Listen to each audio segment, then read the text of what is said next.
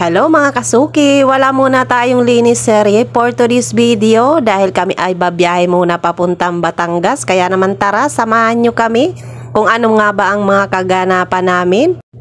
Lilipat kasi ng bahay yung ate namin at ang sabi nga niya ay tulungan daw namin siya. Kaya naman eto, to the rescue kaagad kaming tatlo. At syempre dahil wala naman akong sasakyan, kaya eto nakisakay na nga ako dito sa isa kong kapatid.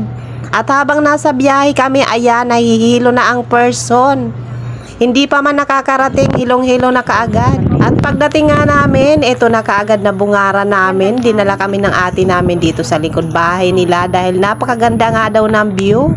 At totoo naman nga.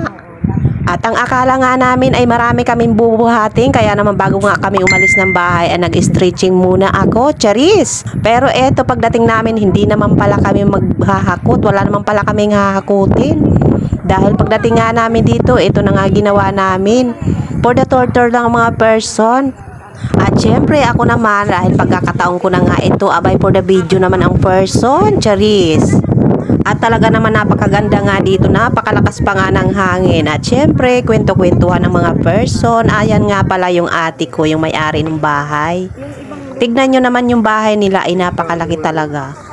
Nagulat nga ako pagdating ko. Naku po, sabi ko ate, napakalaki talaga ng bahay mo at napakaganda. Ayan yung likod bahay nila. Napakalawak pa nga ng space dyan. At mas marami nga yung video ko dito sa labas kumpara doon sa loob ng bahay. Hindi ko nga rin maintindihan yung sarili ko.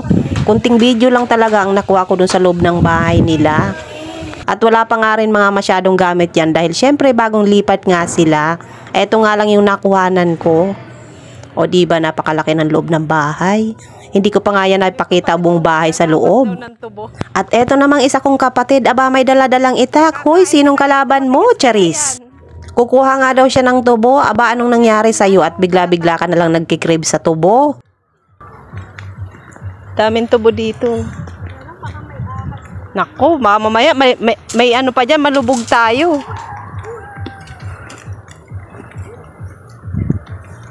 Oh, may kanal pa yata dyan. Malaglag tayo dyan. Hindi ako. Ano dyan? Uy, magdanda ka dyan, baka may kanal dyan.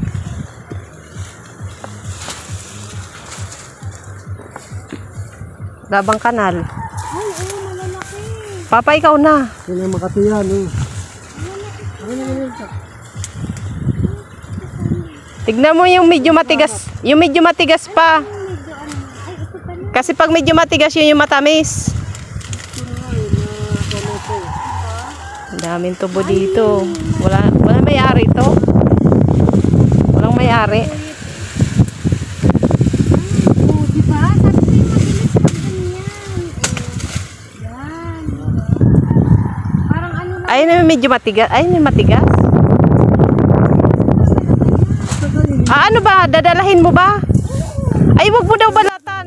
Pagpasok ko nga sa bahay ng kapatid ko, namangha talaga ako. Aesthetic na aesthetic yung dating. Sobrang ganda. Kahit wala pang masyadong gamit ay talagang mapapawaw ka na talaga. At kung yung kanina yung likod ng bahay yung pinakita ko, ngayon ito naman yung harapan. Lumayo-layo talaga ako para makita ko yung buong harap ng bahay nitong kapatid ko. Ayan, tignan nyo naman. Ganda pala tingnan dito yung bahay ni Malay. Dyan sa labas dahil hindi pa nga tapos yan. Dahil nga kung mapansin nyo yung likuran, hindi pa nga napipinturahan, yung harapan pa lang. Uwi, hindi man tayo nagpapangita. Sabi niya, videohan mo ang... Doon sa may ano. Oo, bibidyo. Aba, ang ganda.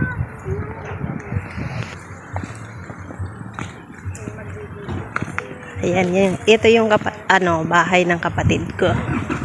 Punta kami dito ngayon.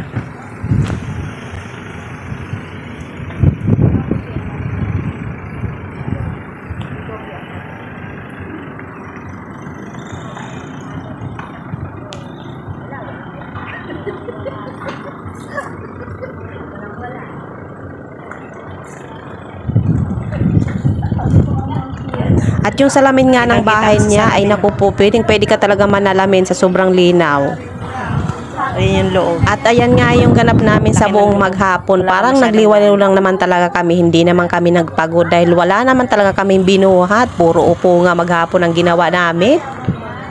At thank you na rin sa ate namin dahil kahit papano nag-enjoy naman ang bawat isa, nabawasan ng stress, hindi puro nasa bahay lang. At syempre nakapag-banding na rin Ayun yung tayo. bahay ko.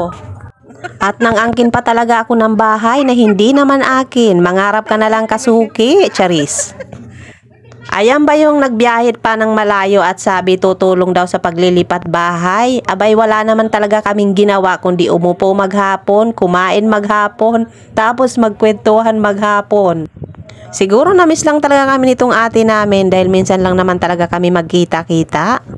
Siya mga kasuki, hanggang sa muli, maraming salamat sa panunood. Bye!